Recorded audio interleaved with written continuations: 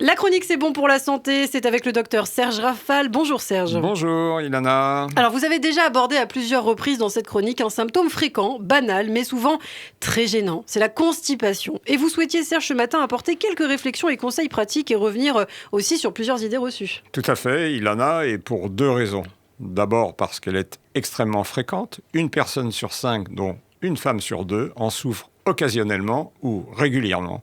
Secondo, parce qu'elle a généralement un gros retentissement sur la qualité de vie. Alors c'est pas très glamour ce matin Serge, mais il faut rappeler quand même la définition de la constipation. Peu de matière, pas souvent, difficile à expulser. C'est une bonne formule, la fréquence des selles est variable, mais la constipation chronique se définit par un transit intestinal ralenti avec moins de 3 selles par semaine depuis plus de 3 mois.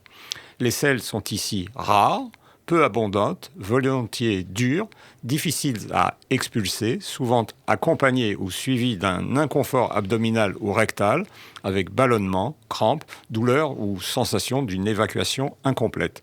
Cela n'a évidemment rien à voir avec la constipation passagère qui peut, elle, survenir hors de son domicile à l'occasion d'un week-end, d'un voyage, d'un séjour à l'hôpital. La selle est en effet un acte très ritualisé pour beaucoup d'entre nous, nécessitant un cérémonial ou un décorum. Ah oui, carrément. Alors quelles sont les causes principales de la constipation, Serge ? Elles sont nombreuses. Citons une mauvaise hygiène alimentaire, avec en particulier une hydratation et un apport de fibres insuffisant, une immobilisation prolongée, la prise de certains médicaments qui freinent le transit intestinal, les antidépresseurs, les antihypertenseurs, les opioïdes chez les douloureux chroniques. Certaines maladies, comme l'hypothyroïdie, où tout est ralenti, même le transit intestinal, la maladie de Parkinson.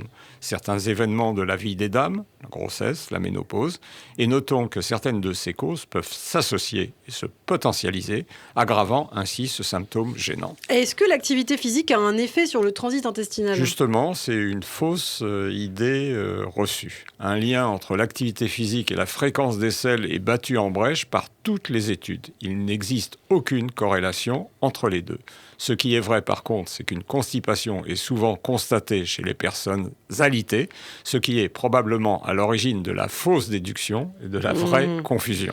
Est-ce que boire beaucoup d'eau accélère véritablement le transit intestinal ? Aucune relation n'a ici non plus été mise en évidence entre le nombre de selles et la quantité d'eau ingérée. Il faut juste s'hydrater correctement, mais doubler le volume des apports hydriques ne change rien au volume et à la consistance des matières.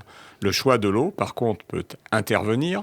Courmayeur, Épar, Quézac, Rosanna, Taliance, riches en magnésium, améliorent une constipation légère ou modérée. Et que dire des fameux pruneaux ?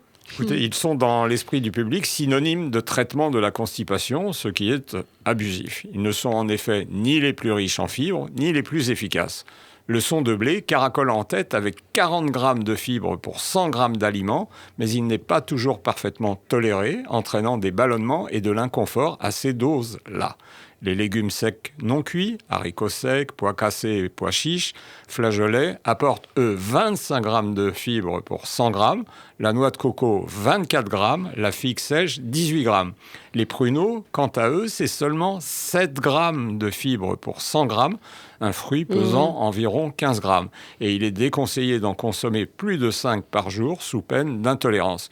Ils sont donc utiles, mais pas irremplaçables. Et un mot sur les laxatifs. De nombreux patients constipés cèdent de laxatifs dont il existe plusieurs types.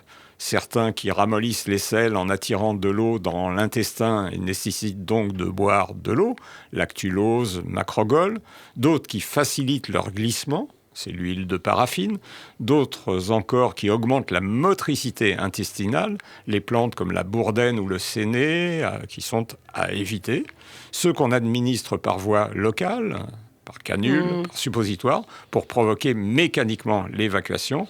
Mais attention, bien sûr, à ne pas en abuser de ces produits afin de ne pas déclencher l'irritante maladie des laxatifs et supprimer définitivement l'acte réflexe de défécation. Ah oui, c'est possible. Alors, en conclusion, Serge. Pour être heureux, il faut beaucoup dormir et bien déféquer, nous dit Frédéric Dard. Il a bien raison. Une bonne nuit, une selle quotidienne de consistance normale et d'évacuation facile, les petits bonheurs de la vie. Eh bien, merci beaucoup Serge Rafal pour tous ces bons conseils, quelques conseils utiles pour lutter contre la constipation. Vous pouvez bien sûr retrouver ces chroniques en podcast sur notre site internet radioj.fr. À demain.